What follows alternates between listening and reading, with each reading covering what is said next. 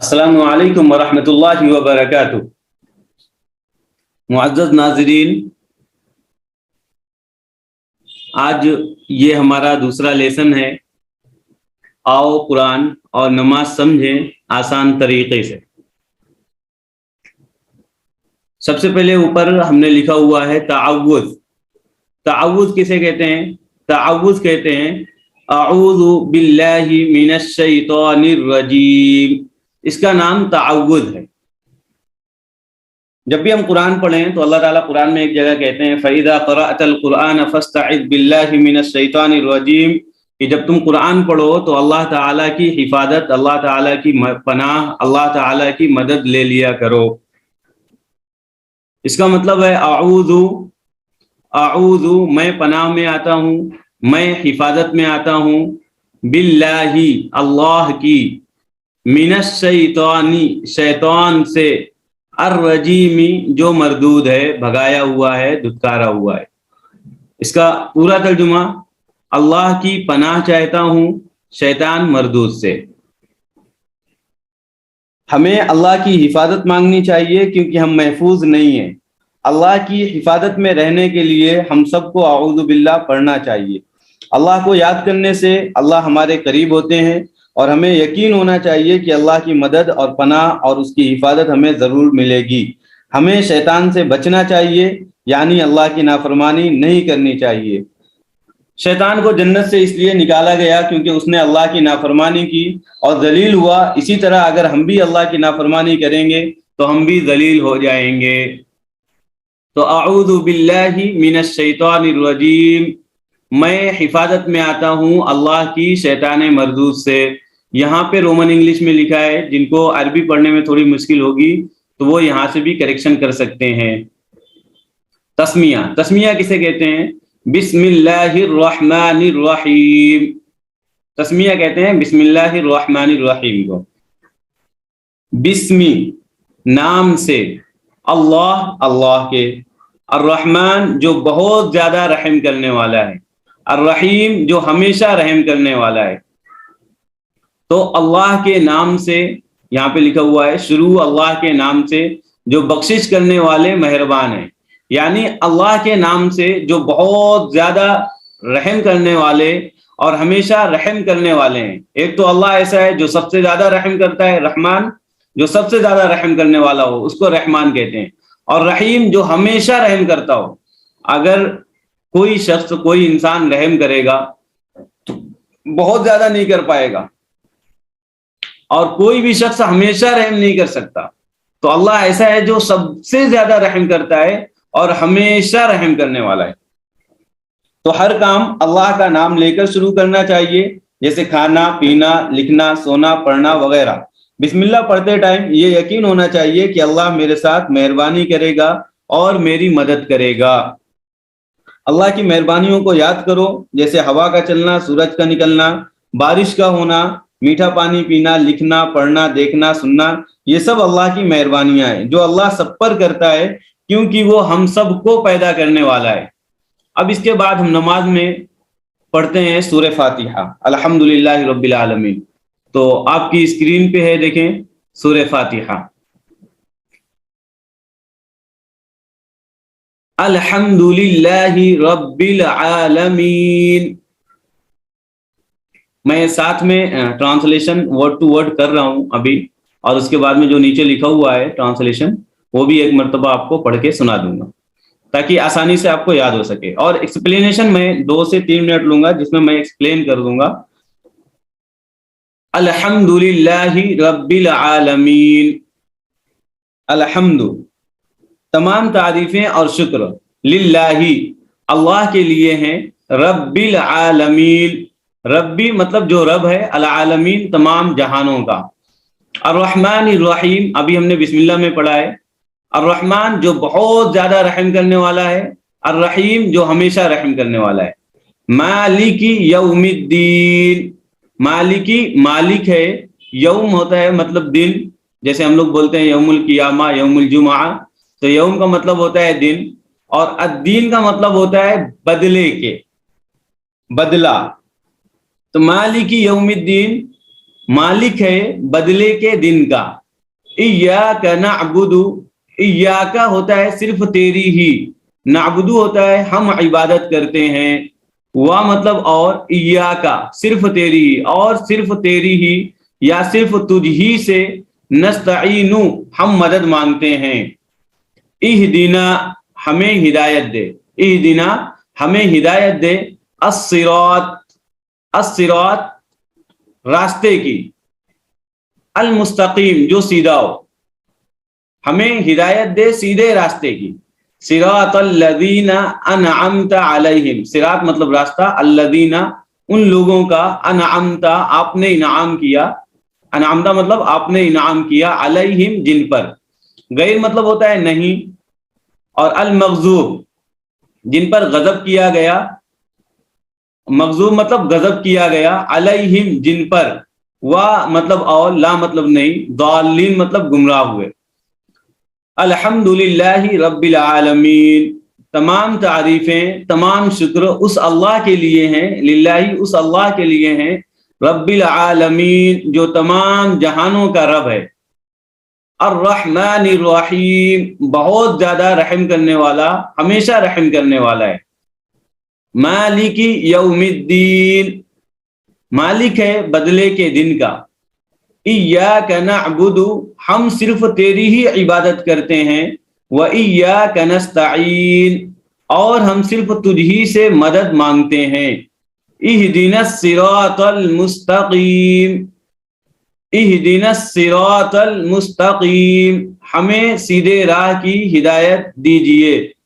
सिरातल लदीना अनअमता अलैहिम उनका रास्ता जिन पर आपने इनाम किया, गैरिल मगदूबी अलैहिम वलद्दालीन उनका रास्ता नहीं जिन पर आपका गजब हुआ, जिन पर आपका गजब हुआ, वलद्दालीन और ना गुमराह लोगों का। अब यहाँ पे ट्रांसलेशन है, तर्जमा है इसका, तो आप लोग आराम से पढ़ सकते हो, यहाँ पे रोमन इंग्लिश में लिखा हुआ है, मैं सिर्फ एक्सप्लेन कर देता हूँ ताकि कम वक्त में आपको ज्यादा समझ में आए और तर्जमा आपको समझ में आने लगे।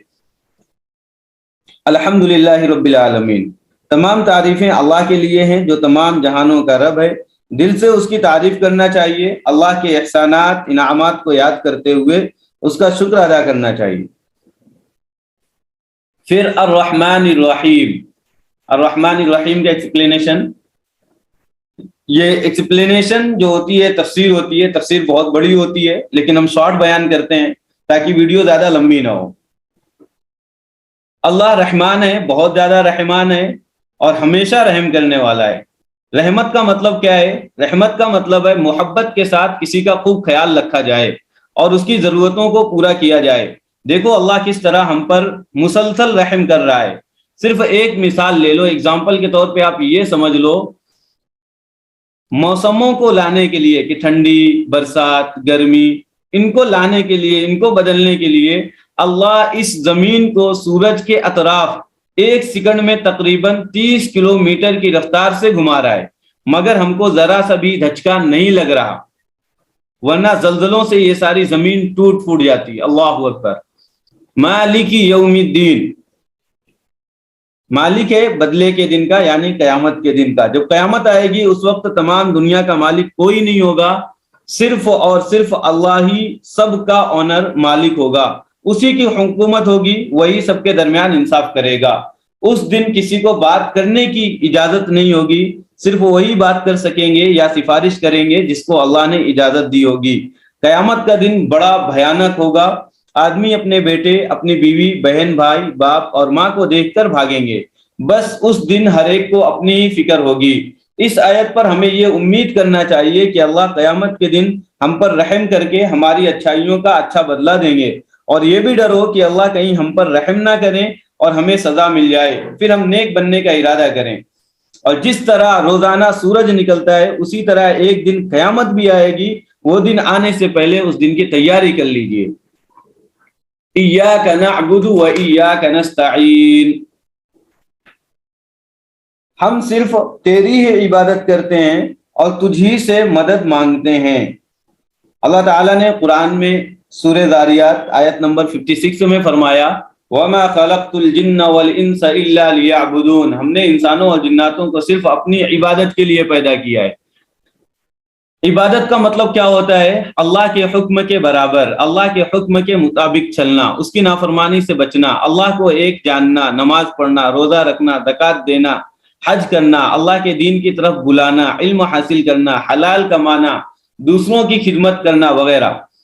یاد رکھو نماز کی بہت اہمیت ہے، جس کو جان بوجھ کر چھوڑنے والا کافر بن جاتا ہے اور دین کو گرا دیتا ہے، اس لیے نماز کو کبھی نہ چھوڑو۔ اللہ نے ہمیں بہت کمزور پیدا کیا ہے، ہم اللہ کی مدد کے بغیر اپنی پیاس تک نہیں بجھا سکتے۔ نستعین، ہم مدد مانگتے ہیں تیری، مطلب ہم اپنی عبادت بھی اللہ کی مدد کے بنا نہیں کر سکتے، اس لیے ہمیں اللہ کی مدد ہر کام میں، ہر عبادت میں مانگنی چاہیے، ضرور مانگنا چاہیے۔ اہدنا الصراط المستقیم، ہمیں سیدھے راستے کی ہدایت دے۔ ہم سب مسلمان ہیں، یعنی ہم نے اللہ کے راستے پر، اللہ کی ہدایت پر چلنا شروع کیا ہے۔ اب ہم کو گھر والوں سے بات کرتے ٹائم، باہر جاتے ٹائم، سامان خریدتے ٹائم، کسی کی طرف دیکھتے ٹائم، مسجد میں جاتے وقت، نماز میں، کام کے دوران، دوستوں سے بات کرتے ہوئے، کلاس میں، شیطان کے وسوسوں کے وقت، گویا ہر وقت ہم کو ہدایت کی ضرورت ہے۔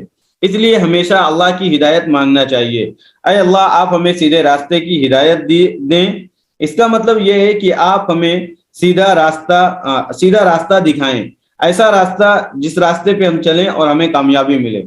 ہدایت کیا ہے؟ یہ قرآن سے اور حدیث سے ہی ملے گی، اللہ کی تعلیمات سے ہی ملیں گی۔ اب ہم سوچیں کہ اگر ہم قرآن کو نہ پڑھیں، قرآن کو نہ سمجھیں، اللہ کے نبی کی تعلیم کو نہ سمجھیں تو ہدایت کیسے ملے گی؟ اس لیے ہمیں قرآن کو بھی سمجھنا چاہیے اور حدیث کو بھی۔ دعا اور محنت سے ہر چیز مل جاتی ہے، اس لیے ہم دعا بھی کریں اور محنت بھی، یعنی قرآن اور حدیث کو پڑھ کر سمجھنے کی کوشش کریں۔ صراط الذین انعمت علیہم، ان لوگوں کا راستہ جن پر آپ نے انعام کیا۔ اللہ نے کن پر انعام کیا؟ اللہ نے رسولوں، سچ ماننے والوں، اپنی جانوں کو اللہ کے راستے میں قربان کرنے والوں اور نیک لوگوں پر، انبیاء ہیں، صدیقین ہیں، شہداء ہیں، صالحین ہیں، ان پر اللہ نے انعام کیا۔ کیوں اللہ نے انعام کیا ان پر؟ اس لیے کہ انہوں نے وہ راستہ اختیار کیا جس کو اللہ نے پسند کیا تھا اور جس پر چلنے کا حکم دیا تھا۔ ان نیک لوگوں کا راستہ کون سا تھا؟ وہ راستہ کیا تھا؟ تو وہ راستہ یہ تھا، ایمان اور عمل کا راستہ، دعوت اور اصلاح کا راستہ، امر بالمعروف اور نہی عن المنکر، بھلائی کا حکم دینے اور برائی سے روکنے کا راستہ۔ دعا کرنے کے ساتھ یہ سوچو کہ میں کیسے سیدھے اور صحیح راستے پر چل سکتا ہوں، اس کے لیے منصوبہ بناؤ، پلان بناؤ۔ غیر المغضوب علیہم ولا الضالین، نہ ان کا جن پر غضب کیا گیا اور نہ ان کا جو گمراہ ہوئے۔ اللہ ایسے لوگوں پر غصہ ہوتے ہیں جو جانتے ہیں مگر عمل نہیں کرتے۔ اگر ہم بھی جانتے ہیں تو عمل کریں، اگر ہم ایسا نہیں کریں گے تو اللہ ہم پر غصہ ہوں گے۔ اور گمراہ وہ لوگ ہیں جو جانتے نہیں تھے، عمل کرتے تھے بنا جانے، تو اللہ ان سے غصہ ہوئے۔ تو ہمیں اگر انعام والا راستہ اختیار کرنا ہے، سچا راستہ اختیار کرنا ہے، تو ہمیں چاہیے کہ ہم صحیح علم حاصل کریں، پھر اس پر چلیں۔ کہیں ایسا نہ ہو کہ قرآن ہمارے گھر میں ہو اور ہم بھٹکتے پھریں، اللہ کی ہدایت سے دور ہو جائیں۔ کیا ہم اس لیے قرآن سے دور ہیں کہ ہمیں عربی زبان نہیں آتی؟ فکر چھوڑو اور پکا ارادہ کرو کہ ہم قرآن کی عربی سیکھیں گے اور کبھی محنت کرنے سے نہیں بھاگیں گے۔ اللہ سے دعا ہے کہ اللہ ہمیں قرآن سیکھنا آسان کر دے۔ تو یہ ویڈیو ہے جس میں سورہ فاتحہ کے بارے میں نے بتایا ہے، آپ دیکھیں اور نماز کو سمجھ کر پڑھنے کی کوشش کریں، اور اس ویڈیو کو دوسروں تک پہنچائیں تاکہ لوگوں کی نمازیں درست ہو جائیں، اور نماز جب لوگ پڑھیں تو سمجھ کر پڑھنے والے بن جائیں۔ السلام علیکم ورحمۃ اللہ وبرکاتہ۔